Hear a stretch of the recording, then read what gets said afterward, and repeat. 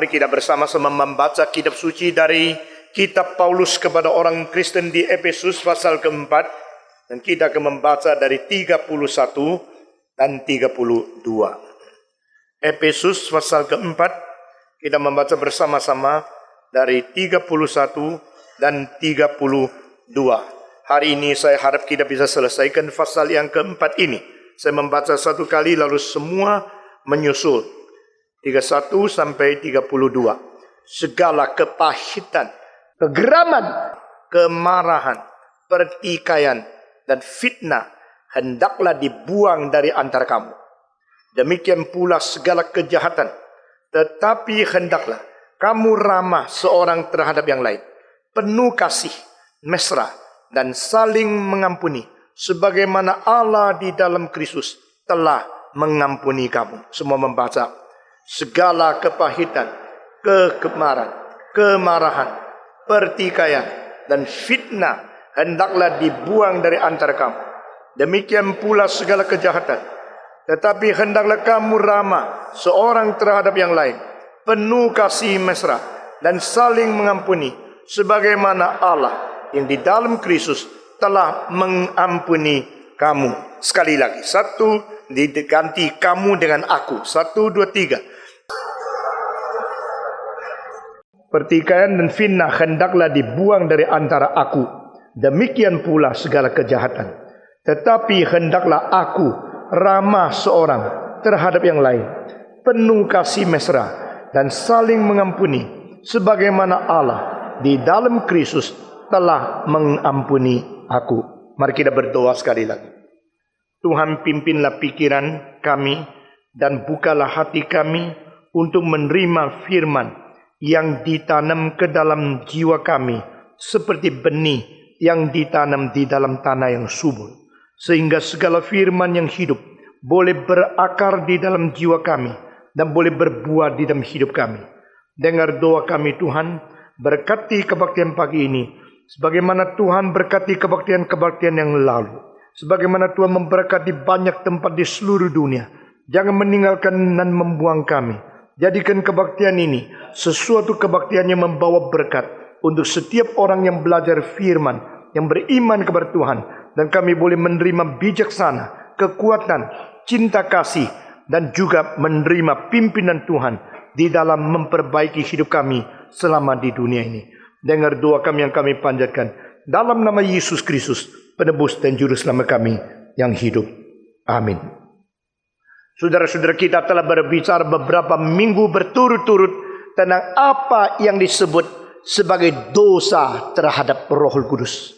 Ada dosa terhadap Roh Kudus yang mengakibatkan tidak ada pengampunan dosa. Ia menolak penyodoran, pelaksanaan pengampunan dosa yang terkandung di dalam penebusan yang sudah disiapkan oleh Bapa dan sudah digenapi oleh Allah Anak dan sedang dikerjakan oleh Roh Kudus. Tetapi manusia meremehkan, manusia menolak, manusia mengejek, manusia menghina. Itu disebut sebagai orang yang menginjak-injak darah Yesus Kristus. Mereka yang tidak menerima sodoran dan gerakan Roh Kudus sampai pada detik terakhir, kesempatan terakhir Tuhan berikan kepada mereka, maka mereka akan tetap mempunyai dosa yang tidak diampuni untuk dibawa kepada kekekalan. Dengan demikian, baik di dalam dunia ini maupun di dalam dunia yang akan datang, tidak ada pengampunan dosa bagi mereka. Dan itu merupakan sesuatu dosa terhadap Roh Kudus yang dikerjakan, dibuat oleh orang yang tidak mau Kristus. Saudara-saudara, bagaimanakah mereka yang sudah menerima Tuhan, mereka yang sudah menjadi orang Kristen? Mungkinkah orang Kristen tetap bersalah kepada Roh Kudus? Alkitab mengatakan mungkin. Dan di dalam Alkitab ada dua istilah yang membicarakan tentang bagaimana orang Kristen bersalah kepada Roh Kudus. Yang pertama, itu mendukakan Roh Kudus dari Allah. Yang kedua adalah memadamkan Roh Kudus atau memadamkan gerakan dari Roh Tuhan. Saudara-saudara, seseorang yang sering terus tidak menerima dan tidak taat kepada pimpinan Roh Kudus yang memberikan kehangatan, memberikan pencerahan, memberikan pimpinan, memberikan teguran. Nah, orang itu akan menjadi orang yang biasa memadamkan api Roh Kudus yang berada di dalamnya. Dan orang yang tidak mau sesuai dengan hidup yang diberikan oleh Tuhan, sehingga hidup kita begitu berbeda dengan sifat ilahi, orang demikian tetap hidup di dalam dosa. Itu mendukakan Roh Kudus. Nah, saudara-saudara, sebenarnya kita orang Kristen harus mempunyai kedukaan yang sudah dikuduskan sesuai dengan kedukaan Tuhan Allah sendiri. Sehingga kita mempunyai kedukaan Tuhan, kita berbagian di dalam kedukaan Tuhan. Itu adalah kedukaan yang suci adanya. Dengan demikian jiwa kita, hati nurani kita, kerohanian kita mempunyai kepekaan untuk selalu mau sinkron dengan emosi Tuhan. The sanctified emotion, sanctified happiness, and the sanctified grief. Saudara-saudara, ada kesukaan yang sudah dikuduskan. Sehingga kita ketawa pun ketawa di dalam kesucian. Kita bersenang-senang pun bersenang-senang di dalam sifat kesucian ilahi. Itu penting sekali.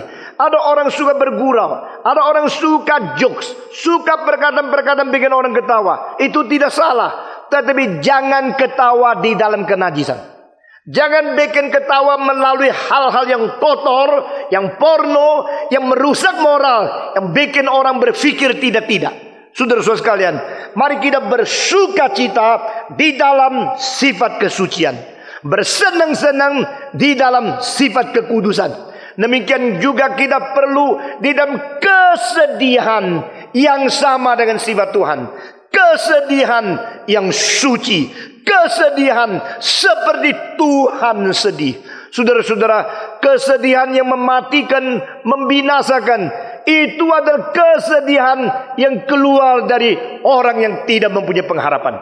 Tapi kesedihan yang suci adalah kesedihan yang menanti dan mengharap orang lain bertobat. Dengan demikian itu adalah semacam kesucian emosi yang berbeda dengan emosi-emosi yang belum ditebus. Orang Kristen adalah orang yang sudah ditebus. Karena kita sudah ditebus, maka kita mempunyai pikiran yang sejajar, sesuai dan harmonis dengan kebenaran Tuhan. Orang Kristen adalah orang diselamatkan, maka kita mempunyai emosi yang sejajar, yang sesuai, yang sinkron dengan emosi cinta bencinya Tuhan. Orang Kristen adalah orang diselamatkan, maka orang Kristen mempunyai kemauan untuk mempengaruhi tindakan kita, direksi dari hidup kita sesuai dengan rencana dan arah Tuhan untuk sejarah secara umum dan untuk membentuk pribadi kita secara khusus. Saudara-saudara, demikian sanctified reasoning, sanctified emotion, and sanctified volition di dalam kehendak, pikiran, dan emosi perasaan yang sudah dikuduskan. Kita bukan menjadi orang abnormal. Kita tetap orang yang bisa bergaul dengan orang lain. Orang ketawa, kita bisa ketawa. Orang sedih, kita bisa sedih. Orang marah, kita bisa marah. Orang benci, kita bisa benci. Kita tidak menjadi orang yang langsung supranatural secara total. Saudara-saudara, kita menjadi orang yang tetap hidup di dunia, mempunyai emosi, fungsinya sama seperti orang lain. Tetapi sifat dan fungsi daripada emosi ini sudah dikudukan oleh Tuhan, sudah sinkron dengan emosi Tuhan. Itu artinya, saudara-saudara, orang ketawa kita bisa ketawa, orang marah kita bisa marah. Tetapi kalau ditanya mengapa mereka marah, mereka jawabnya karena saya disinggung perasaan. Orang Kristen tidak. Saya marah karena saya mengetahui engkau tidak takut kepada Tuhan. Engkau berani berbuat dosa sembarangan, sehingga saya marah kepadamu. Nah, kemarahan semacam demikian berbeda dengan kemarahan diri kita disinggung. Karena kita tidak lagi antroposentris, kita tidak lagi egosentris. Kita hidup untuk sinkron dengan kehendak dan rencana Tuhan Allah. Nah, saudara-saudara, orang demikianlah baru bisa mempunyai reaksi yang membangun. terhadap orang lain. The constructive reaction in emotion to build the characters of others. Bagaimana kita bisa membangun karakter orang lain? Jikalau kita tidak mempunyai kekuatan untuk mengendalikan diri, jikalau kita tidak mempunyai kekuatan untuk menguasai, mengontrol akan ledakan daripada emosi diri, kita tak mungkin menjadi berkat bagi orang lain. Jadi saudara-saudara, ini satu rahasia. Kalau kita sudah sinkron dengan Roh Kudus, kita sinkron dengan emosi Tuhan, lalu kita bisa mengontrol diri dengan kuasa dari Roh Tuhan, kita mempunyai emosi yang sejajar dengan cinta, kasih, benci, marah dari Tuhan Allah sendiri, maka baru kita mempunyai hidup yang bersifat konstruktif, membangun karakter rohani orang lain di dalam pergaulan kita, di dalam hidup masyarakat. Sebagai orang Kristen adalah satu makhluk sosial yang selalu membangun, makhluk sosial yang selalu bersifat konstruktif kepada orang lain. Dengan demikian, setiap kali orang bertemu dengan engkau, rasa dibakar. Setiap kali ngomong dengan engkau, rasa diberikan peringatan. Setiap kali mendekati engkau, bergaul dengan engkau, rasa kehangatan sesuatu, sehingga karakter mereka makin dibangun, makin menjadi karakter yang bertumbuh, karakter yang mempunyai kelimpahan. Nah saudara-saudara, hidup dan hidup yang berkelimpahan itu berbeda sekali. Hidup yang hanya survive sama hidup yang menolong orang lain untuk maju, itu mempunyai tingkatan yang beda besar sekali.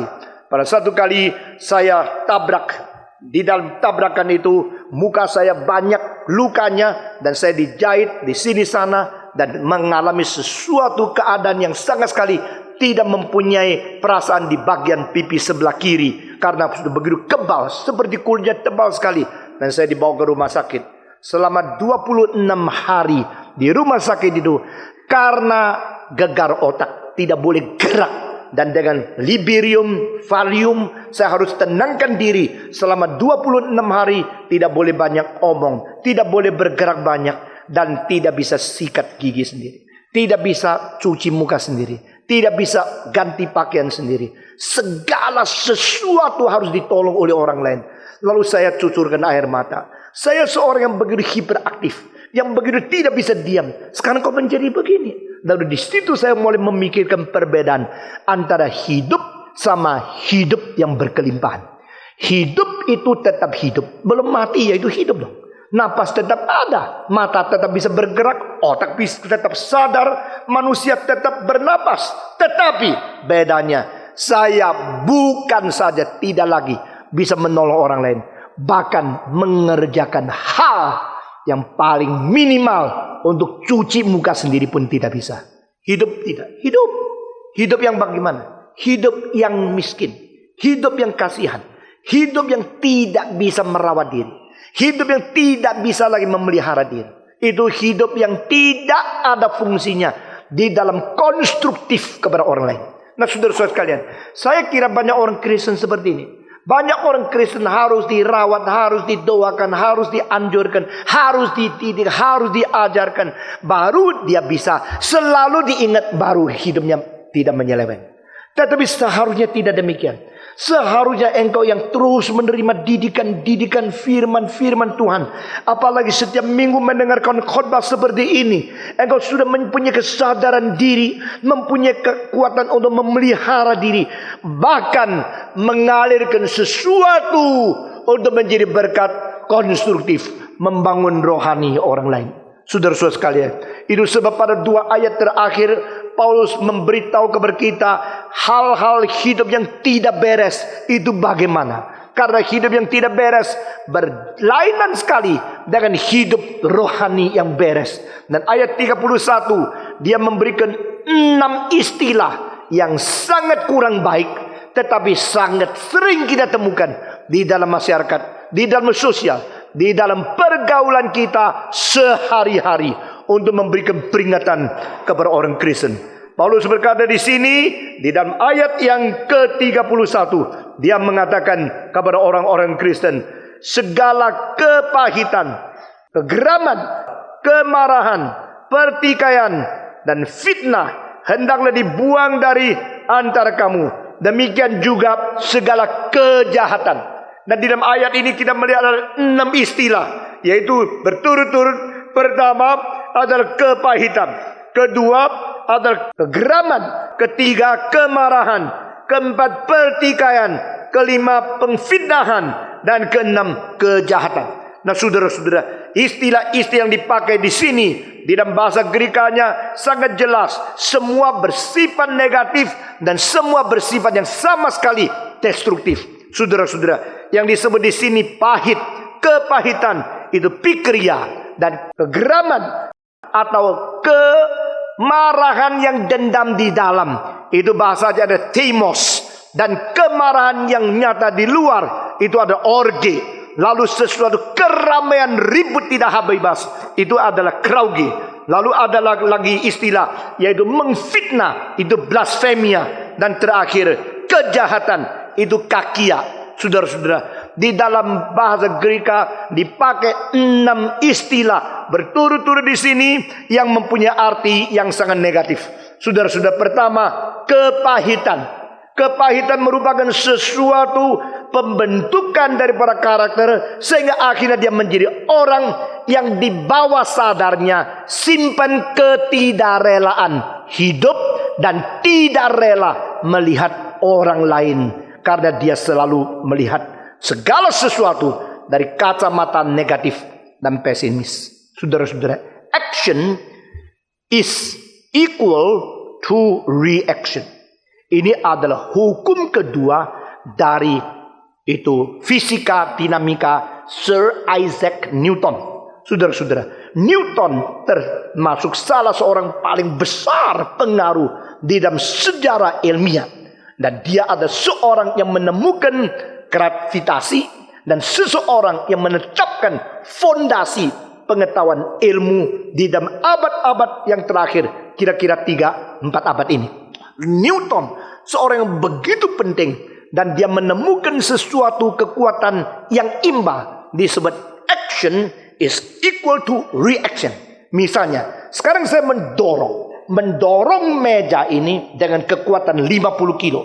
Tetapi meja ini tidak akan bergerak kecuali kekuatan lebih dari 100 kilo baru dia bergerak. Akhirnya saya dorong paksa 50 kilo, tidak bisa jalan. Akhirnya saya sendiri jatuh ke belakang.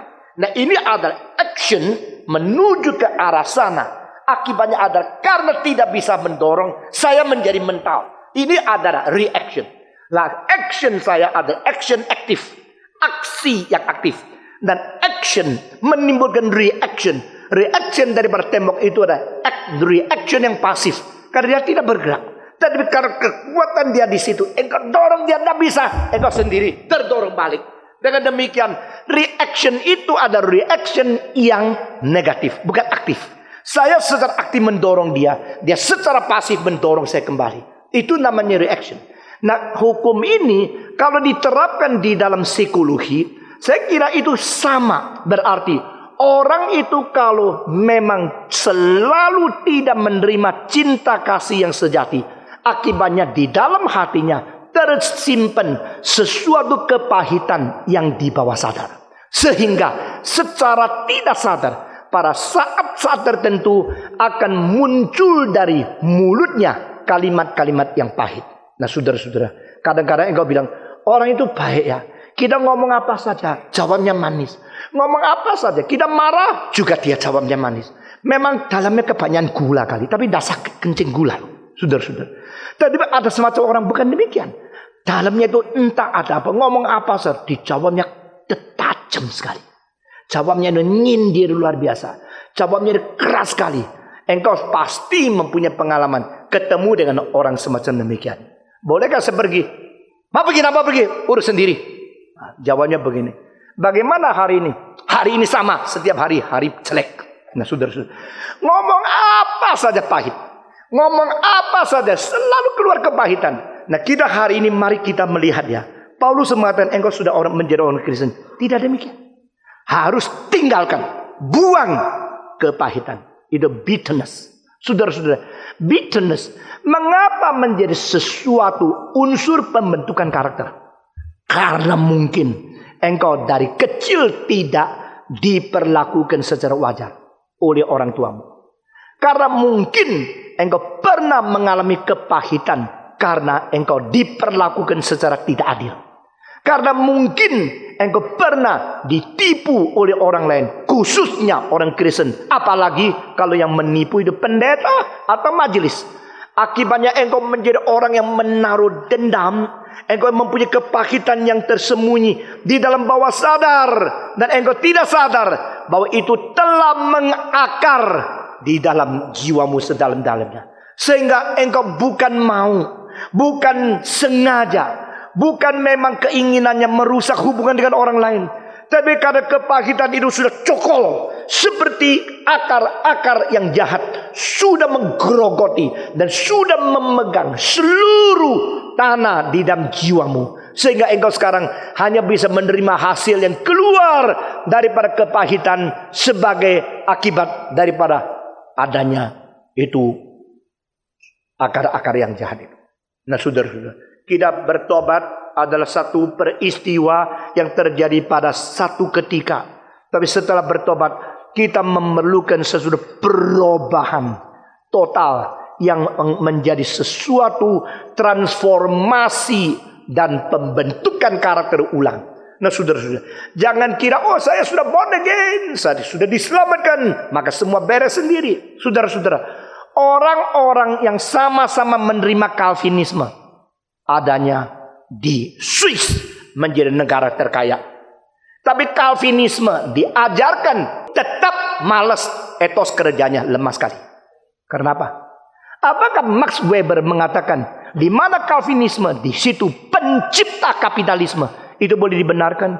Maka seorang ketua sinode berkata kepada saya, menurut Max Weber, di mana ada Calvinisme, ada teologi reform, pasti orang rajin dan kaya. Tapi ternyata di daerah kita tidak pernah kaya, terus miskin. Saya mengatakan doktrinnya benar, tetapi pembentukan karakter tidak benar. Itu sebab saya berkata, kita mengadakan gerakan doktrin reform, tapi kalau otakmu sudah reform, karaktermu belum ditransform, tetap sama. Engkau hanya teori saja. Kita harus kerja lebih berat dari orang lain. Kita harus berani menanggung beban lebih berat. Kita harus rela mengorbankan diri. Kita harus rela mengabdi diri. Belajar doktrin yang diterapkan ke dalam hidup, bukan belajar doktrin untuk mengetahui secara kognitif saya sudah reform. Saudara-saudara sekalian, ini jelas sekali. Jadi sama-sama orang yang diselamatkan, sama-sama menerima Yesus, sama-sama Kristen, sama-sama bertobat. Tetapi mengapa ada orang bertobat terus hidupnya seluruh aspek itu berubah. Akhirnya menjadi seorang yang penuh dengan kemuliaan, penuh dengan kerajinan, penuh dengan kekuatan, penuh dengan gairah dorongan untuk merubah dunia. Tapi sama-sama menerima doktrin yang sama, sama-sama katakan diselamatkan, sama-sama menjadi orang Kristen, tapi akhirnya menjadi orang yang lebih malas dari orang Islam, lebih malas dari orang Buddha, lebih malas dari orang ateis, lebih malas dari mereka yang tidak mengaku Tuhan Allah. Apa sebab? Karena pembentukan karakter tidak beres. Jadi jangan bilang sama saya, oh saya sudah Kristen kok, saya sudah reform. Saya akan melihat, engkau sudah Kristen melalui apa? Engkau sekarang bagaimana hidup sebagai orang Kristen? Engkau sudah reform, tapi reform sudah memberi transform atau tidak kepada hidupmu. Saudara-saudara, buanglah bitterness. Jadi ini di sini manusia menjadi aktif. Engkau diselamatkan, engkau dianugerahi, Kristus mati bagimu, engkau diperanakan pula. Itu semua di dalam hal itu engkau pasif. Engkau pasif. Engkau tidak berbagian di atas kayu salib. Engkau tidak berbagian di dalam rencana keselamatan. Engkau tidak berbagian di dalam pekerjaan Roh Kudus memperanakan engkau. Engkau tidak berbagian. Engkau hanya menerima secara cuma-cuma anugerah yang diberikan kepada engkau. Semua sudah dikerjakan. Tetapi setelah engkau menjadi orang Kristen, sekarang engkau kerja apa? Engkau harus membuang. Berarti engkau yang aktif. Di dalam mau meninggalkan dosa, mau hidup suci, kita selain menerima anugerah Tuhan, kita mau membuang segala kejahatan secara kerelaan kita setelah kita menerima anugerah keselamatan hidup baru dan dorongan yang diberikan oleh Tuhan. Buanglah kepahitan. Ada orang ngomongnya pahit sekali, ngomongnya itu judes sekali. Kalau ngomong itu setiap kalimat itu ada pesonya. Ngomong itu sini sikat orang, situ kikis orang. Karena dia seperti keserempet pisau. Pulang langsung luka semua. Nah saudara-saudara, jangan begitu. Belajar ngomong yang manis. Cara ngomong yang manis itu adalah harus dipupuk dan dibelajar secara pelan-pelan menjadi biasa. Sama-sama satu kalimat. Kalimat itu pakai istilah apa? Sama-sama arti. Arti itu diutarakan dengan apa? Itu perlu belajar. Sehingga orang mendekati kita bukan mendekati macan.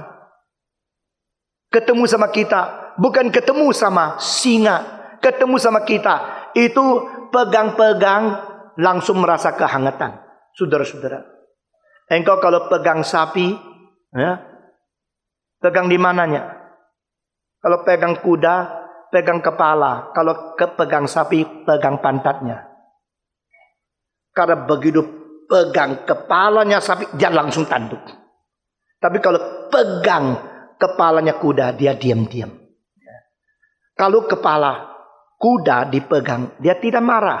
Kepala sapi dipegang, dia marah. Sebaliknya, kalau ekornya sapi dipegang, dia tidak marah. Tapi pantat kuda dipegang, langsung dia tendang. Nah, saudara-saudara. Tapi ada semacam orang dah kuda, dah sapi, pegang apapun ditendang, ditanduk semua. Saudara-saudara. Jadi engkau harus menjadi seorang yang bagaimana? Kalau orang pegang kamu, biar dia sentuh. Kalau orang ngomong sama kamu, biar dia nikmat sesuatu. Anytime. Kalau orang bicara sesuatu dengan engkau, mereka merasakan dapat sesuatu. Dapat inspirasi, dapat berkat, dapat kehangatan, dapat sharing of life. Semacam pembagian hidup yang membangun. Nah itu janganlah mempunyai kepahitan di dalam. Itu pikria. Itu menurut Aristotle, istilah di dalam bahasa Greka ini ada 3 artinya. Pertama, ada kebencian yang pahit di dalam. Kedua, adalah kebosanan dan benci di luar. Ketiga, bersikap tidak pernah mau berdamai dengan orang. Nah ini istilah pernah dianalisa oleh Aristotle. Yaitu dia mengatakan seseorang yang di dalamnya penuh dengan kebencian. Karena dia benci dunia, benci hidup, benci diri, benci hari lahirnya. Mengapa sih mama saya mau kawin sama papaku? Mengapa sih sampai aku dilahirkan? Mengapa sih saya dibesarkan di dalam dunia? Dunia ini tidak ada artinya. Jadi dia mempunyai kebencian. Kebencian itu tertanam secara berakar. Kedua, dia mempunyai bosan. Dia ini, nggak mau. Itu, nggak mau. Nah saudara-saudara, kalau anak saya hati baik-baik. Makan enggak? Nggak mau pak, saya terima. Kalau dia, nggak mau. Awas lu ya. Sudah dibelikan, dimasakkan setengah mati. Kalau nggak mau, bilang nggak mau dengan baik-baik. Nggak mau. Seperti kalau suruh dia makan, dia menyiksa dia. Kurang ajar betul. Saya pukul dia. Saudara-saudara. Karena apa? Karena itu kalau tidak dididik, menjadi membiasakan diri. Ngomongnya tidak enak. Saudara-saudara. Orang kalau sudah kerjakan sesuatu, meskipun engkau tidak senang, tidak berhak engkau menolak dengan sikap menghina. Dari kecil mesti dididik. Mesti diajarkan. Saudara-saudara. Kalau orang memperkenalkan sesuatu, susah-susah cari sesuatu untuk engkau kenalkan. Engkau mungkin tidak senang. Engkau baca baik-baik. Lalu mengatakan saya rasa tidak cocok. Kalau engkau baca pun tidak mau. Itu tidak tahu jadi manusia dan tidak etika. Seorang majelis mengajar satu hal.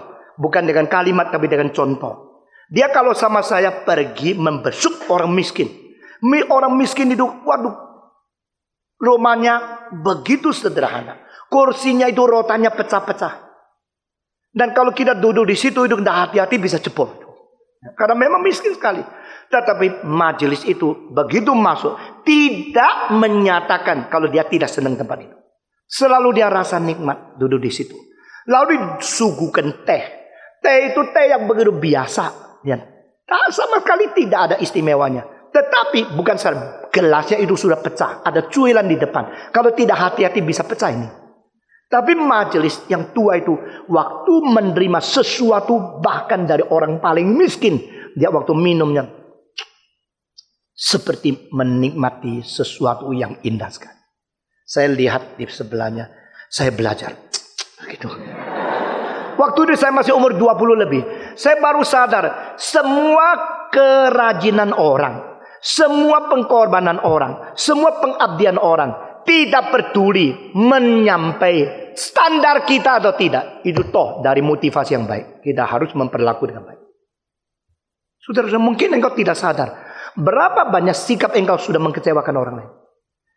Mungkin engkau tidak sadar berapa hal yang tidak etis yang kau lakukan sudah melukai jiwa orang lain. Engkau tidak sadar. Karena apa? Karena di dalammu ada satu kepahitan. Kepahitan yang menjadi reaksi terhadap sesuatu yang engkau kira aksi itu mendapatkan satu reaksi yang tidak adil.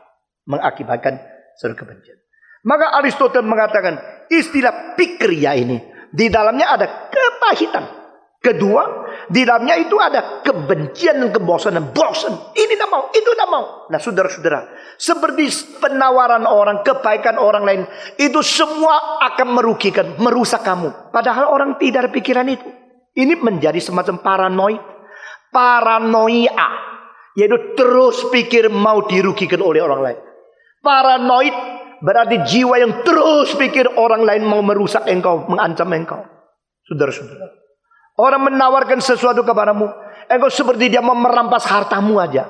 Dia hanya mau memberitahu kepadamu ada kesempatan ini barang baik, mau beli enggak? Engkau kalau tidak beli, ya sudah.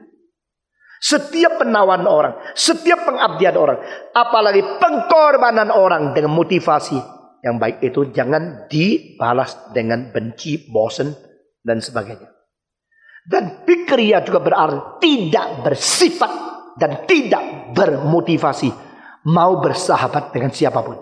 Nah saudara-saudara, orang kalau sudah berada di keadaan demikian, itu sudah sulit didekati. Dan bukan saja demikian, dia sendiri sulit menjadi berkat bagi orang lain. Saudara-saudara, coba hitung seumur hidup yang mendekati kamu, yang mengenal engkau, berapa banyak mendapat berkat besar dari Tuhan melalui kamu. Ingat, kamu adalah saluran. Kamu adalah wadah secara diri, adalah saluran secara sosial. Saya mengatakan sekali lagi, as you yourself, you are container.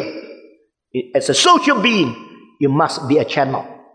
Saudara, kita adalah berfungsi dua. Pertama, untuk diri kita seumur hidup kita menjadi wadah. Wadah yang datang kepada Tuhan. Silakan Tuhan penuhi aku. Masih ingat lagu yang tadi nyanyikan?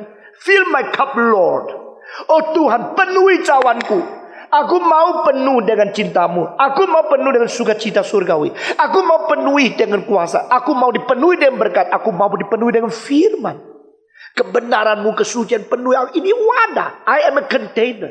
I'm created to be container to contain all the blessing and the glory of God. Pada waktu kemudian Tuhan firman, Tuhan kesucian, Tuhan terus mengisi hidup kita itu seperti wadah yang terus penuh. Penuh kemudian, penuh kesucian. Sesudah penuh lalu ini mengalir. Saudara-saudara, sesudah penuh mengalir, itu namanya hidup dan hidup yang berkelimpahan. Kalau belum penuh mau mengalir, itu namanya bocoran. Ini dipenuhi. Ini kontainer. Ini satu wadah yang mengisi. Isi kesukaan Tuhan. Isi cinta Tuhan. Lalu mengalir secara alamiah. Tapi banyak orang Kristen ingin bersaksi. Bukan mau bersaksi, mau menonjolkan diri. Banyak orang mau melayani. Bukan mau melayani, mau dikenal. Tapi belum ada hidup yang berkelimpahan. Belum ada hidup yang mengalir. Belum ada wadah yang terisi secara penuh. Tetapi mau bersaksi, akhirnya bagaimana? Bor di sini supaya bocor. Saudara-saudara, mengalir sama bocor sama keluar airnya. Tapi bedanya apa? Waktu mengalir itu selesai mengalir tetap penuh. Setelah bocor habis. Betul nggak? Bedanya di situ. Kalau ini bocor tetap keluar air, orang lain juga dapat air. Tapi sudah dapat engkau habis. Sudah habis marah. Kok aku kering? Entek. Kok saya punya habis? Wah, marah. Kenapa? Karena engkau memang tidak ngalir kok, cuma bocor kok. Bocor-bocor habis marah. Kalau ngalir-ngalir tidak marah karena tetap penuh. Oh kalau gini, saya kalau tidak kaya tidak bisa bantu orang lain. Bukan tentang uang. Justru banyak orang kaya tidak pernah bantu orang lain. Justru banyak orang tidak kaya terus membantu orang lain. Terus menjadi berkat bagi orang lain. Banyak orang itu, ada yang kaya yang tidak pelit. Ada yang kaya yang pelit. Ada orang kaya pelit karena pelit baru kaya, bukan kaya baru pelit. Ada orang sesudah kaya masih tetap hatinya besar membantu orang. Karena dari dulu begitu. Jadi saudara-saudara, mengalir sama bocor itu lain. Ngalir-ngalir tetap penuh. Rohani itu perlu kepenuhan dari Tuhan. Kepenuhan hidup yang berkelimpahan lalu mengalir. Nah, saudara-saudara, bukan bocor. Kalau bocor sedikit habis. Lalu terus rasa diri kekosong, kekering, marah-marah. Kepahitan itu tidak habis-habis. Karena memang bocor kok. Bukan mengalir. Nah saudara-saudara, berusaha berdamai dengan semua orang. Fikria berarti kepahitan di dalam, lalu kebosanan di luar, kebencian terhadap orang, dan tidak bersuka, tidak bersedia untuk suka berdamai dengan siapapun. Nah orang itu adalah orang yang sangat susah hidup di dalam dunia. Paulus mengatakan, buang kepahitan ini. Bagaimana buang? Saya memang dari dulu begini. Loh, engkau sudah menjadi orang Kristen kan? Di dalam suruh pasal 4 ini ada 3 hal. Seperti Tuhanmu, belajar dari Kristus, dan jangan mendukakan Roh Kudus. Maka John Stott mengatakan, ini etika orang Kristen adalah etika yang berdasarkan sikap yang beres terhadap Allah Tritunggal.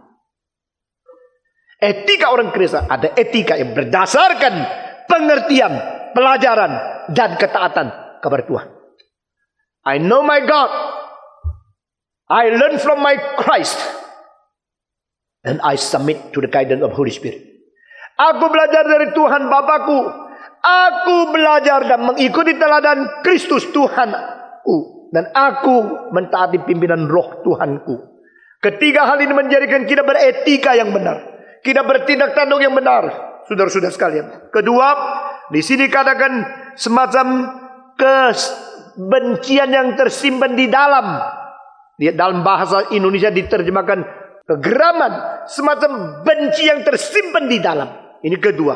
Dan ketiga, kemarahan, yaitu yang diletuskan di luar. Saudara-saudara, apa yang tersimpan di dalam akan lambat laun meledak di luar. Tidak bisa tidak. Jadi ada orang yang kelihatan lembut-lembut karena dalamnya itu ada ketidakrelaan hidup. Pada saat tertentu kepada orang tertentu dia ledak, pada orang lain tidak. Saudara-saudara, ada seorang di Tokyo jatuh cinta sama seorang wanita. Dan dia minta nasihat sama Gloria Ting yang pernah saya undang, dia datang tapi waktu Didi jemput dia lambat, terus bisa ikut kebaktian kedua, tidak bisa ikut kebaktian ke pertama. Itu salah satu wanita Kristen yang paling cerdas di dunia yang pernah saya lihat. Dia juga adalah anggota yayasan daripada tim Billy Graham. Dan dia kenal saya sudah lama sekali. Waktu pria itu jatuh cinta sama seorang wanita, lalu dia minta nasihat dari orang tua yang begitu berbijaksana. Dia bilang, saya sangat senang sama gadis ini. Ditanya, kenapa you senang? Apa dari dia yang menarik kamu? Dijawab, dia orangnya diam, tak pernah ngomong. Tenang sekali, lembut sekali. Dia pendiam, pelembut, apalagi ya. Orang yang anggun gitu. Ya, kalau sudah cinta semua jadi malaikat kan. Oh begitu ya. Jadi you cinta dia karena dia lembut, karena dia diam. Sekarang orang tua ngomong. Orang yang tak ngomong di luar, hanya ngomong di dalam. Orang yang luar lembut, dalamnya keras. Orang yang luar keras, dalamnya lembut. Orang yang luar cerewet, dalamnya diam. Ingat, apa-apa lu bilang? Orang yang kau lihat lembut, justru itu paling keras. Orang yang luarnya ngomong-ngomong, dalamnya kosong. Orang yang luarnya tak ngomong, dalamnya cerewet. Ya. Jadi itu seperti ya kita punya jiwa itu ada satu pemisah yang di sini. Kalau dia dalamnya ngomong, luarnya kosong. Jadi pemisah ini kalau ke sini, keluar namanya extrovert. Kalau ke dalam namanya introvert. Jadi engkau lihat orang lembut-lembut, wah, ada satu pepatah mengatakan, jikalau engkau belum pernah melihat suami istri lagi berkelahi keras-keras selesai, baru berkelahi, mendadak ada telepon datang, lalu ditanya, halo, siapa di situ?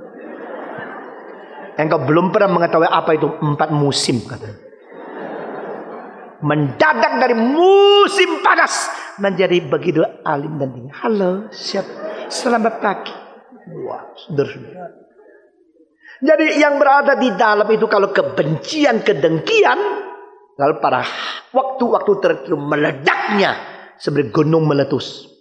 Nah saudara-saudara, mungkin di hadapan orang sama di hadapan Tuhan kita begitu berbeda. Mungkin di luar sama di dalam kita begitu berbeda. Kita perlu belajar apa yang dikatakan oleh Paulus ini. Dia mengatakan, buanglah segala yang pahit. Buanglah segala yang geram. Buanglah segala yang penuh dengan marahan. Dan buanglah segala yang ribut secara suara keras. Istilah yang keempat yang dipakai di situ, krauge. Itu merupakan ledakan suara yang keras luar biasa. Itu satu kebiasaan yang sering orang lain tidak tahu. Kadang-kadang kita suka ribut. Suka di hadapan banyak orang dengan suara keras. Makin keras makin menyatakan hebat. Saudara-saudara, ada satu buku yang sangat mempengaruhi saya. Dia mengatakan orang Asia, ya, khususnya dia mengkritik orang Cina. Selalu pada waktu ribut dan berkelahi mempunyai presupposisi kalau suara keras berarti di sini kebenaran. Kebenaran tidak akan lari kepadamu hanya karena suaramu lebih keras. Ini kebenaran. Tidak mungkin. Itu tetap adalah suara keras. Itu tidak berarti kebenaran. Tetapi banyak orang diam keributan. Dia kira kalau dia pakai suara lebih keras, dia akan menjadi kebenaran. Tidak mungkin. Buang krauge. Saya kira ini mungkin perlu belajar yang banyak. Buang krauge. Buang satu keributan dengan suara keras. Yang desibelnya besar sekali. Yang bikin satu noise. Noise is not music. Music is not noise. Ini kalimat saya terima dari William Keith Liddell dari New Zealand. Apa yang disebut musik tidak ribut. Yang disebut ribut bukan musik. Waktu semua suara dari alat-alat sekeras mungkin, kencang sekali, baik trompet, baik timpani sekeras mungkin, itu tetap tidak memberikan kesan sedang ribut. Karena ada harmonisnya di dalam. Nah saudara-saudara, pada waktu kita memperdebatkan kebenaran, tidak berarti kita tidak boleh pakai suara keras. Apalagi yang khotbah hari ini selalu suaranya keras. Tapi suara keras tetap harmoni dengan kebenaran. Suara keras tetap betul-betul untuk menyatakan sesuatu yang bernilai. Nah itu tidak mengartikan ribut. Ribut adalah tidak ada kebenaran masih pakai suara keras, itu ribut. Saudara-saudara, Plato mengatakan, apakah yang bisa membuat seluruh manusia bersatu meskipun semua itu di dalam keadaan kebebasan mengeluarkan suara yang keras, yaitu harmonis di dalam musik. Nah ini kalimat juga mempengaruhi saya. Pada waktu satu orkestra atau satu kor, semua pakai suara yang paling kencang. Dan mereka bukan memaki, mereka menyanyi. Maki mempunyai kejahatan di dalamnya. Nyanyi mengutarakan sesuatu seni melalui nada. Saudara-saudara. Jadi silakan kencang, silakan bersuara. Tapi semua suara itu mempunyai satu keharmonisan yang sinkron melalui dalil musik.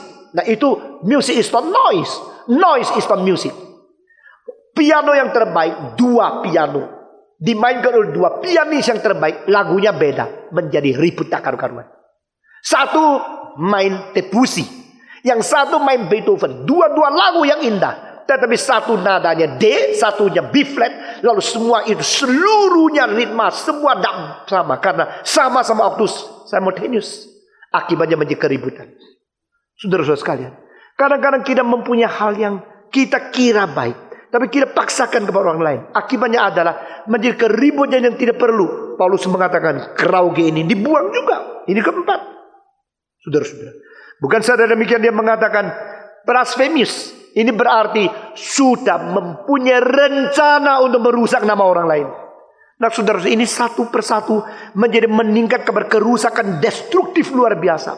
Blasphemous itu menghujat.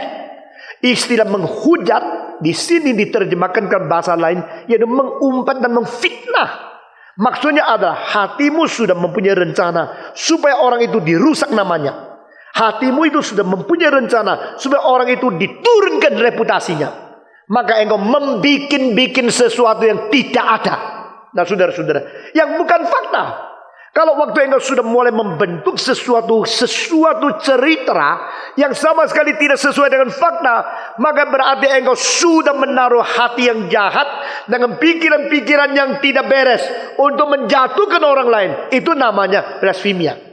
Blasfemia berarti menghujat, berarti mengfitnah, berarti mengumpat, berarti membuat cerita menurut kejahatanmu untuk menurunkan reputasi orang lain. Saudara-saudara, tidak seharusnya. Orang Kristen tidak boleh. Engkau yang menjadi orang Kristen yang sudah ditebus dengan darah Yesus Kristus yang begitu bernilai tinggi, yang begitu mahal. Anak Allah, jelma menjadi manusia, mati bagi kita. Engkau kenapa tidak bisa mengampuni orang lain? Mengapa hatimu penuh dengan kejahatan? Mengapa niatmu penuh dengan rencana yang tidak baik? Saudara-saudara, yang baik diakui baik, yang jahat dibenci sebagai jahat. Orang yang baik, engkau tahu dia tetap manusia mempunyai kelemahan. Orang yang jahat, engkau mengetahui Tuhan masih mau menghadapkan dia bertobat. Jadi hati kita harus selalu mempunyai motivasi yang baik. Motivasi konstruktif. Motivasi untuk mempengaruhi, membangun, merubah, mentransformasi orang lain. Supaya mereka boleh bertumbuh, makin berubah, dan makin menjadi lebih mungkin bertobat. Saudara-saudara sekalian. Dan akhirnya ditambah lagi. Dan satu hal lagi. Yaitu kakia. Itu merupakan satu pikiran dan niat yang mempunyai rencana yang jahat sekali. Itu. Saudara-saudara. Paulus mengatakan buang semua itu. Buanglah kepahitan yang berada dalam hatimu. Yang mempunyai semacam kebencian, ketidakpuasan dan tidak mau berdamai dengan orang lain. Buanglah semacam geram yang simpan di dalam, yang selalu memarah. Buanglah satu sikap suka meledak, suka marah-marah dengan semaunya sendiri. Buanglah kebiasaan engkau beribut di hadapan umum, maunya menang dengan suara keras. Buanglah segala kebiasaan engkau mempersalahkan orang lain dengan cara menghujat dan salah kepada orang lain dengan cara mengumpat dan menfitnah. Buanglah sesuatu niat yang jahat untuk merencanakan sesuatu untuk mendestruksikan orang lain. Ini semua dibuang. Ini tidak boleh terjadi.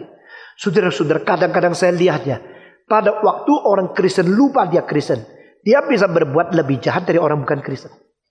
Pada waktu agama, orang beragama lupa dia beragama dan lupa agamanya. Mereka berani melakukan kejahatan lebih dari orang ateis. Karena apa? Karena mereka bukan saja berbuat jahat secara inisiatif. Mereka mempunyai presupposisi, peranggapan yang salah. Bahwa apa yang mereka berbuat pasti berkati oleh Tuhan. Jadi kedua orang yang tidak ada agama bertengkar. Mereka bertengkar sudah yang sudah. Tapi dua orang beragama bertengkar. Sesudah tengkar minta Tuhan berkati dia untuk mengalahkan yang lain. Kurang ajar. Jadi backingnya paling besar. Bukan cuma jenderal, bukan cuma itu pangap, bukan cuma presiden. Backingnya Tuhan Allah pencipta langit dan bumi. Hebat tak? Itulah sebab kalau orang Kristen lupa dia Kristen. Orang beragama lupa dia beragama. Kalau orang yang rohani lupa apa maknanya rohani. Dia mungkin melakukan hal yang jauh lebih jahat dan lebih rendah dari mereka yang tidak agama.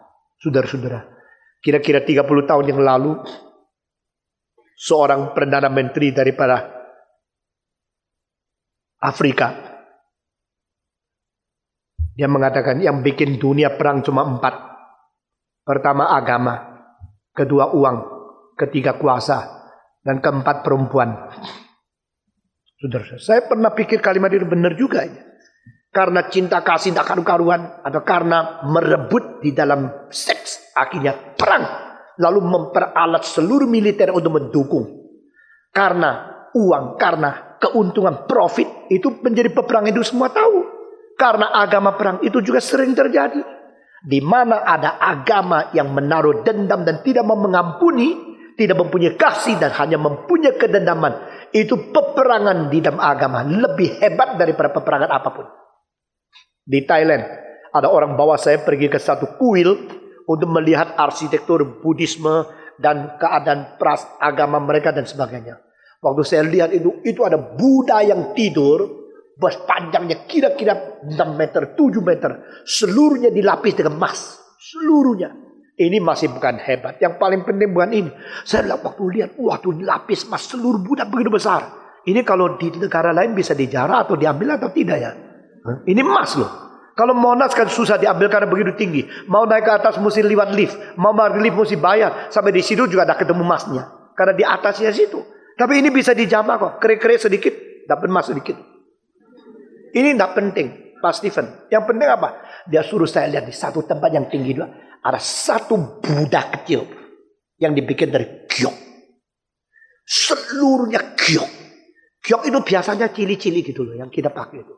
Ya. Tapi itu putih segitu. Giok. Giok yang ada mata, ada kuping, ada kepala. Karena sudah diukir menjadi satu Buddha.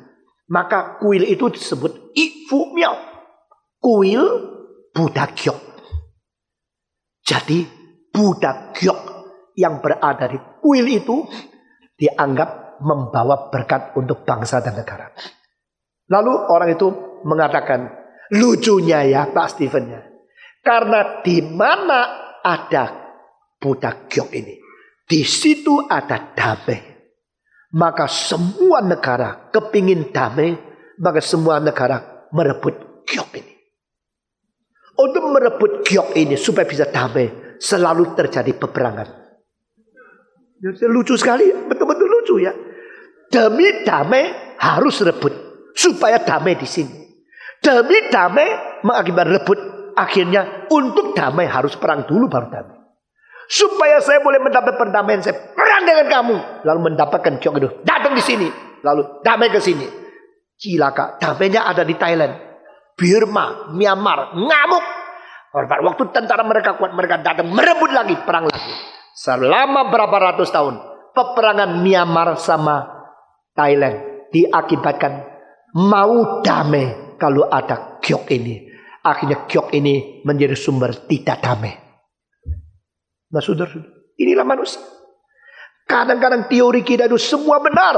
Tapi demi mencapai sesuatu yang di belakangnya terselubung egosentris mentalitas. Mengakhirkan kita tidak pernah betul-betul baik dengan orang lain. Paulus mengatakan buang semua ini. 6 hal ini buang. Lalu kita hidup sebagai orang yang bagaimana? Mari kita bersama-sama membaca ayat ke-32.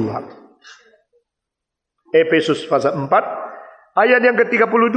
Semua membaca 1, 2, 3. Tetapi hendaklah kamu ramah seorang terhadap yang lain, penuh kasih mesra dan saling mengampuni, sebagaimana Allah di dalam Kristus telah mengampuni kamu. Dan saudara-saudara, boleh dikatakan ayat-ayat yang penting ini kalau dibacanya lebih baik dari belakang mengerti arahnya ke depan. Jadi khususnya ayat ke-32. Sebagaimana Allah telah mengampuni engkau di dalam anaknya yang tunggal Yesus Kristus. Ini menjadi dasar. Saudara-saudara, sulit tidak bagi kita mengampuni orang. Sulit. Gampang tidak bagi kita menaruh dendam. Gampang. Lebih gampang membenci atau lebih gampang mengampuni? Sudah terang. Lebih gampang membenci orang, memfitnah orang, mengejek orang, memaki-maki orang, itu gampang. Hampir tidak ada orang perlu belajar. Saudara-saudara, kita belajar teknik, belajar komputer bertahun-tahun. Itu yang menjadi perampok belajar di mana sih? Anak kecil bohong belajar sama siapa sih? Anakmu dari waktu bisa mulai ngomong sudah mungkin ngomong bohong tanpa pernah diajar. Engkau ajar adalah supaya dia jangan bohong.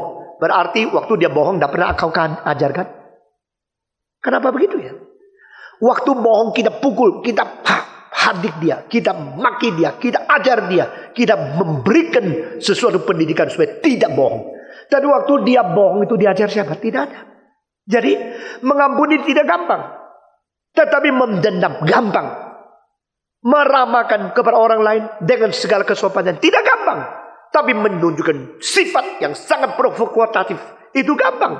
Saudara-saudara, provokator seluruh Indonesia tidak pernah masuk sekolah dapat S1 provokasi. Tidak ada. Tidak ada provokator itu perlu belajar. Dosennya lulusan dari Amerika. Tidak ada. Saudara-saudara, itu secara alamiah. Manusia kalau mau membenci orang lain, mau merusak orang lain, mau bersifat destruktif, gampang. Tapi justru di sini Paulus mengatakan sebaliknya. Balik seluruhnya mulai dari berdasar sebagaimana Allah telah mengampuni engkau di dalam Kristus. Ini dasar. Sekali lagi saya mengatakan, 3. Jangan mendukakan Roh Kudus. Belajar dari Kristus. Dan ingat apa yang dilakukan oleh Allah Bapa di Kristus kepada engkau. Ini menjadi dasar etika. Dasar etika Kristen adalah Allah, bukan manusia. Saudara-saudara, begitu banyak profesor memperkembangkan etika. Di dalam seluruh dunia saya melihat sangat kasihan. Karena mereka melemparkan dasarnya. Membuang akar daripada etika. Lalu mereka menjadikan etika satu pikiran, semacam cognitive understanding. Di dalam teori-teori yang tidak ada kekuatan sumber. Saudara-saudara, Yeremia pernah dengan tangisan mengatakan, engkau meninggalkan sumber asli, lalu menggali sumur bagimu di tempat yang tidak ada air. Itulah satu ilustrasi yang luar biasa. Yeremia Nabi mengatakan, biarlah kepalaku hancur dan menjadi air mata. Biar aku siang hari mengalirkan air mata. Karena di dalam hatiku ada satu api yang tertutup yang tidak bisa. Tidak, karena dia terus membakar. Hatiku ada satu api yang tertutup. Sehingga aku tidak bisa tidak mengatakan, biarlah kepalaku menjadi air mata. Karena aku menangisi bangsaku. Mereka membuang sumber yang asli. Lalu menggali sumur di tempat yang tidak ada air. Saudara-saudara, etika Kristen, counseling, etika dunia, counseling duniawi, semua meninggalkan Tuhan, meninggalkan sumbernya karena manusia berbuat dosa, berusaha pakai teknik psikiater untuk membuat orang disembuhkan.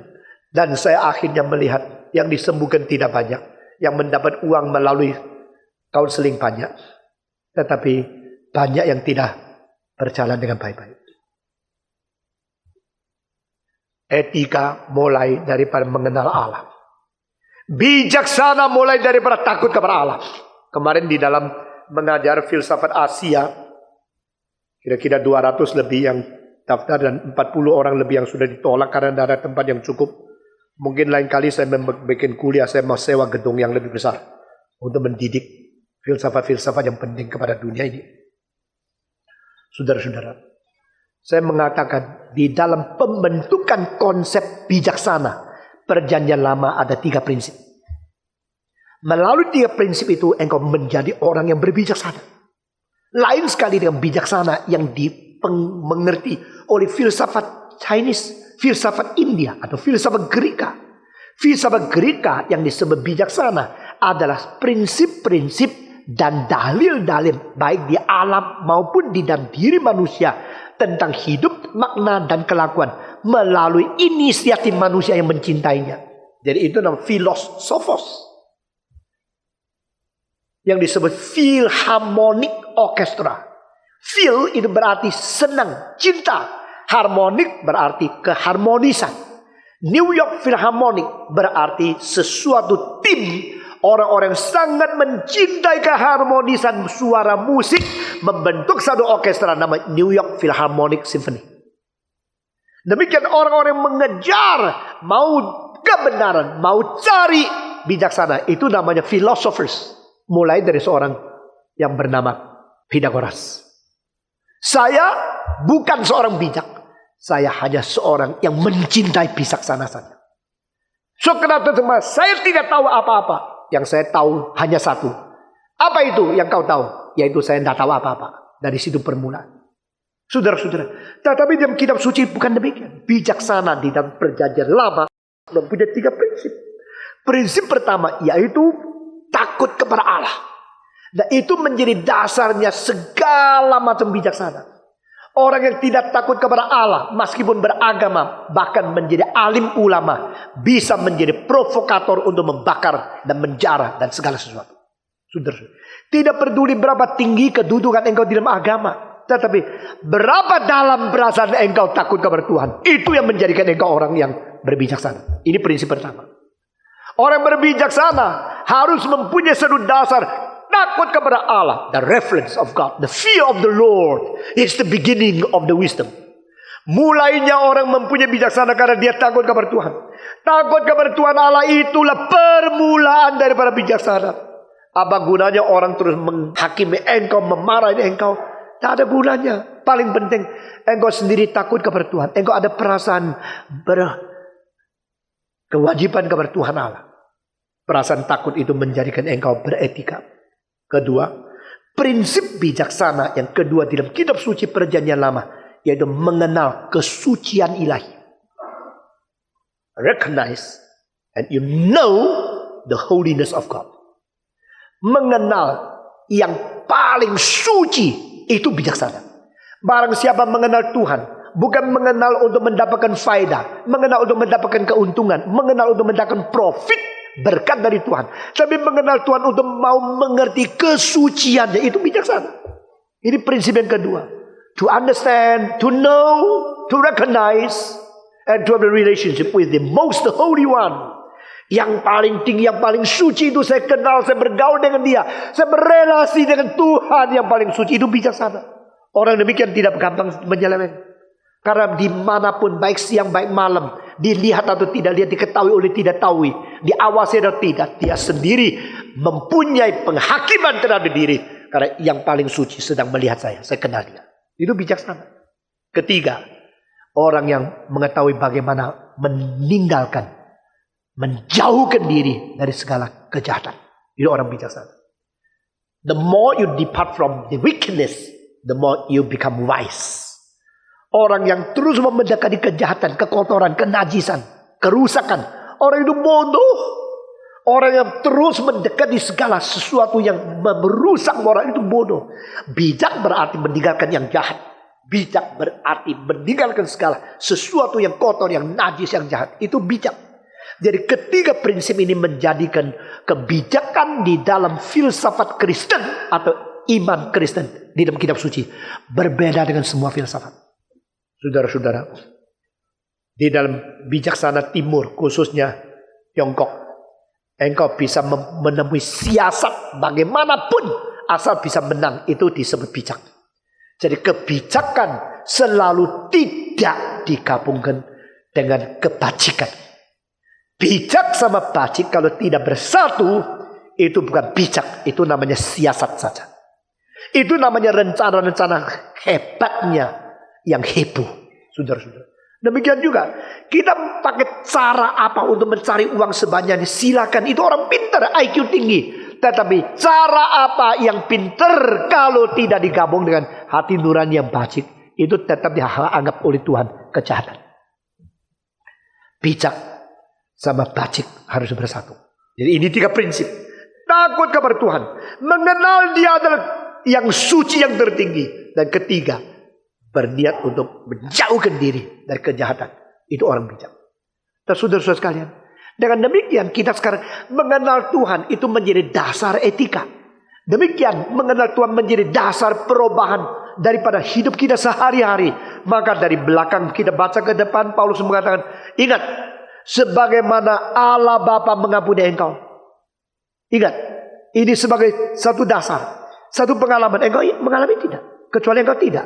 Kalau engkau sudah pernah mengalami pengampunan Tuhan, nah engkau ingat, diampuni engkau bukan karena engkau baik, karena Kristus mati bagimu di dalam Kristus. Karena Allah Bapa mengampuni engkau di dalam Kristus, berarti untuk memungkinkan pengampunan terjadi padamu, Dia harus mengirim anak yang tunggal, dikorbankan, mati di atas kayu salib. Itulah dasar etika. Saya tidak pernah mau percaya etika yang tanpa saving grace. Saya tidak percaya manusia mungkin melakukan kebajikan berdasarkan standar yang ditetapkan oleh Tuhan Allah. Paling banyak standar manusia sendiri melalui perbandingan. Maka Paulus di dalam 2 Korintus dia mengatakan, kami tidak seperti orang-orang itu yang membandingkan diri dengan diri, atau membandingkan diri dengan orang lain, atau membandingkan orang lain dengan orang lain.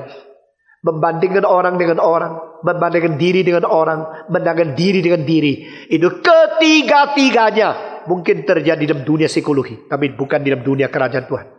Kita hanya membandingkan diri dengan tuntutan Tuhan, lalu selalu mengkoreksi diri di bawah pencerahan Tuhan. Lalu dari cinta yang Tuhan berikan kepada kita untuk bagikan kepada orang lain. Inilah etika. Ini di sini dikatakan, sebagaimana Allah Bapa mengampuni kamu, sebagaimana engkau diampuni di dalam Kristus oleh Bapa, maka engkau mengampuni orang lain. Oh, tidak gampang, saudara-saudara. Ampunilah kami sebagaimana kami mengampuni dosa orang lain yang bersalah kepada kami. Ini doa Bapa kami. Terbalik bukan? Sebagaimana Bapa mengampuni saya, baru saya mengampuni orang lain. Tapi di sini waktu doa justru terbalik. Ampunilah kami sebagaimana kita sudah mengampuni. Di sini kita melihat dasar etika adalah Allah menjadi sumber dorongan kasih. Tapi dasar doa menuntut adalah engkau berani menjalankan kehendak Tuhan. Baru minta anugerah lebih banyak. Ini urutan selalu terbalik. Sekali lagi. Kalau Allah tidak mengampuni saya tidak mungkin mempunyai kekuatan contoh, teladan bagaimana mengampuni orang lain. Kalau Allah tidak mengampuni saya, tidak mempunyai dorongan, tidak mempunyai kekuatan, dan tidak mempunyai cara pengertian bagaimana mengampuni orang lain. Tetapi kalau engkau sudah pernah diampuni Tuhan dan sudah mempelajari dan sudah menjalankan dengan mengampuni orang lain, baru engkau berhak minta kepada Tuhan terus mengampuni engkau. Puji Tuhan. Jadi agama Kristen bukan tinggal di dalam status teori logika saja. Bukan tinggal di dalam pengalaman dan apa yang kau nikmati saja. Suprarasional dan supra-empirical berarti engkau sudah mengetahui dan engkau mengalami keselamatan. Engkau sudah mengerti dan engkau sudah menikmati pengampunan. Sebagaimana engkau juga harus mengampuni saudara-saudaramu. Mengampuni saudara-saudaramu itu dijalankan. Sesudah itu engkau berdoa, Tuhan ampunilah kami sebagaimana kami dalam mengampuni mereka yang bersalah kepada kami. Sudah jalankan, minta lagi pengampunan dari Tuhan.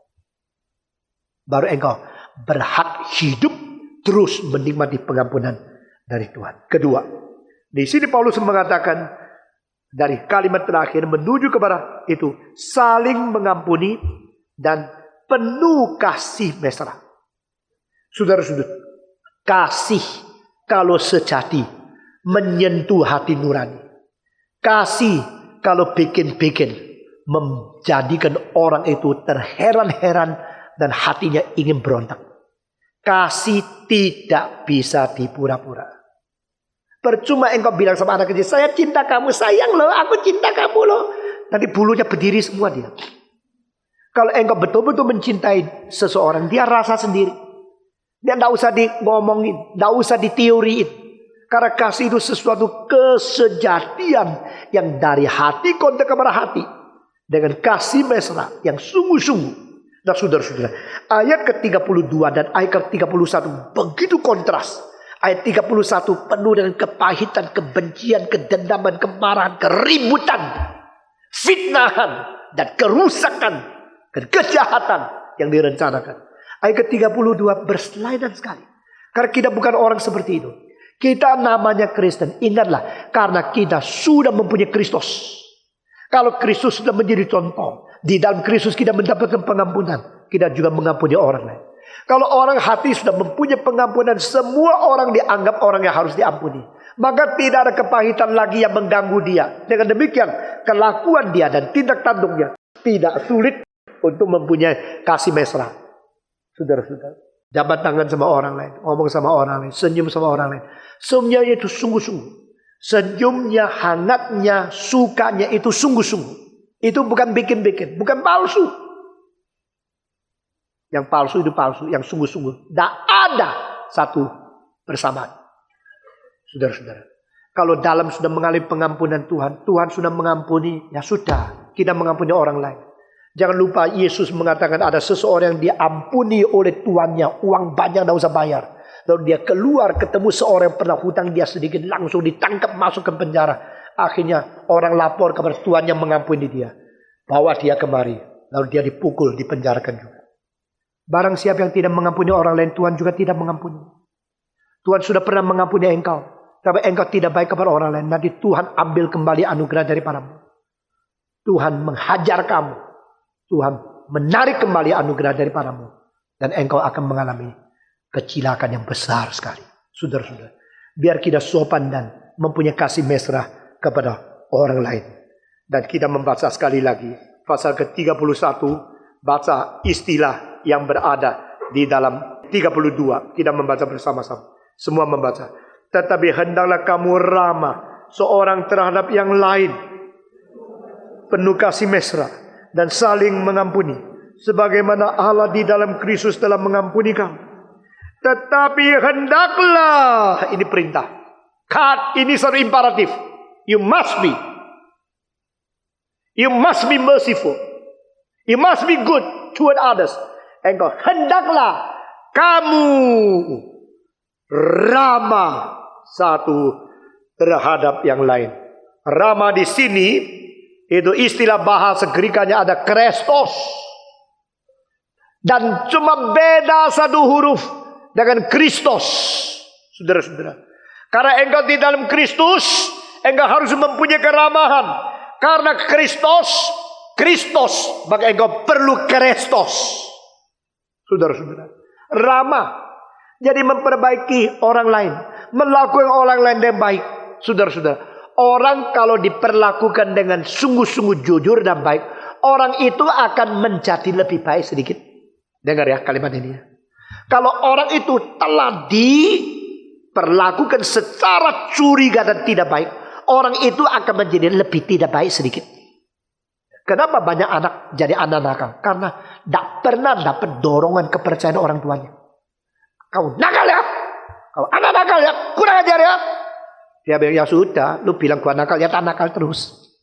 Nah itulah, namanya side effect. Itu namanya action is equal to reaction. Pembantu juga begini. Terus awasi dia. Ini mungkin pencuri ini. Ini mungkin mencuri saya punya barang. Pelan-pelan, you terus merasa dia pencuri. Dia pelan-pelan menjadi pencuri karena gara-gara kamu. Kalau engkau banyak percaya sama dia, betul-betul baik sama dia, dia akan menjadi baik sama kamu. Dan karena dipercaya, dia akan mempunyai harga diri. Jangan sampai kehilangan kepercayaan. Itu imbal balik. Itu action and reaction. Itu penting sekali. Jadi saya kira kita perlu belajar daripada prinsip-prinsip ini. Kristos, karena Kristus. Kristus Tuhan kita. Bagaimana terhadap orang. Di dalam Alkitab mengatakan, Yesus selalu menaruh belas kasihan kepada orang lain. Karena apa? Di dalam jiwanya penuh dengan cinta kasih yang begitu limpah. Dan dia mengetahui, mengerti kesulitan orang lain. Di dalam counseling yang bersifat untuk membangun orang lain, sebenarnya prinsipnya cuma 3. Pertama, benar-benar kasih. Kedua, sanggup mengerti. Dan ketiga, rela mendampingi dan membantu dia. Kalau itu 3 dijalankan, lebih dari semua teori. Betul-betul mencintai antara manusia dan manusia. Hal yang paling berharga adalah cinta yang sejati di antara interpersonal relationship. Kedua, kemampuan, kesanggupan, the ability, capability to understand all the problems, difficulty, bitterness, semua kepahitan, kesulitan, semua problem, engkau sanggup mengerti. Orang kalau dimengerti rasa tidak tersendiri. Orang kalau betul-betul dimengerti, dia rasa hidup berarti, pasti.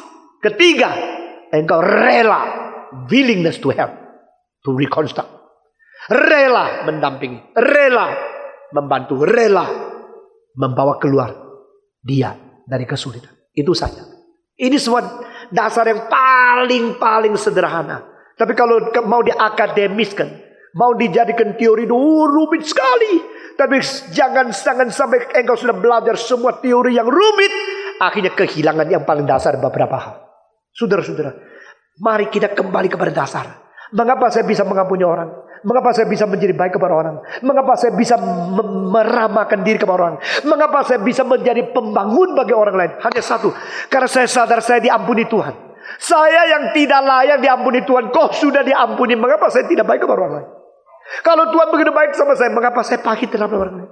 Kalau Tuhan tidak lagi menghitung segala dosa dan hukuman dosa saya, kenapa saya harus selalu menghitung kesalahan orang lain? Tak benar. Perubahan hidup, perubahan karakter, mulai daripada kesadaran diri sudah dirubah oleh Tuhan melalui pengorbanan Yesus Kristus yang begitu besar di atas kayu salib. Maukah hari ini kita berkata kepada Tuhan, beri kekuatan kepada saya untuk menjadi orang Kristen yang etikanya berubah, moralnya lebih mirip kepada Tuhan. Maukah saudara? Mari kita berdiri, kita membaca kedua ayat ini satu kali lagi. Efesus pasal 4 ayat ke-31 dan 32. Mari kita bersama-sama membuka suara dengan keras membaca sambil mendengar sendiri apa yang kita baca. Segala kepahitan, keramahan, kemarahan, pertikaian, dan fitnahan hendaklah dibuang dari antara kamu. Demikian pula segala kejahatan. Tetapi hendaklah kamu ramah seorang terhadap yang lain, penuh kasih mesra, dan saling mengampuni, sebagaimana Allah di dalam Kristus telah mengampuni kamu. Sekali lagi, kamu ganti aku, satu kali lagi. Segala kepahitan, kegeraman, kemarahan, pertikaian, dan fitnah hendaklah dibuang dari antara aku. Demikian pula segala kejahatan. Tetapi hendaklah aku ramah seorang terhadap yang lain, penuh kasih mesra, dan saling mengampuni, sebagaimana Allah di dalam Kristus telah mengampuni aku. Mari kita dengan hati yang berat datang kepada Tuhan, berdoa minta Tuhan, selain kita tidak mendukakan Roh Kudus, Tuhan robah kita, sehingga kita boleh baik kepada orang lain, karena kita sudah diampuni segala dosa. Semua buka suara, semua berdoa, semua minta kepada Tuhan. Mari kita berdoa. Bapa di dalam surga, kami berterima kasih karena pengampunan, pengorbanan, dan juga pembersihan hati oleh darah Tuhan sudah kami terima. Kami berterima kasih untuk segala sesuatu yang sudah Tuhan kerjakan di hidup kami. Nyatakanlah kepada kami ya Tuhan, penyertaan-Mu dan perubahan transformasi, kekuatan, kuasa, firman, kebenaran Tuhan di tengah kami. Dengar doa kami, beri kekuatan kepada kami untuk mengampuni, mengerti, mencintai, dan juga kami boleh membangun orang lain.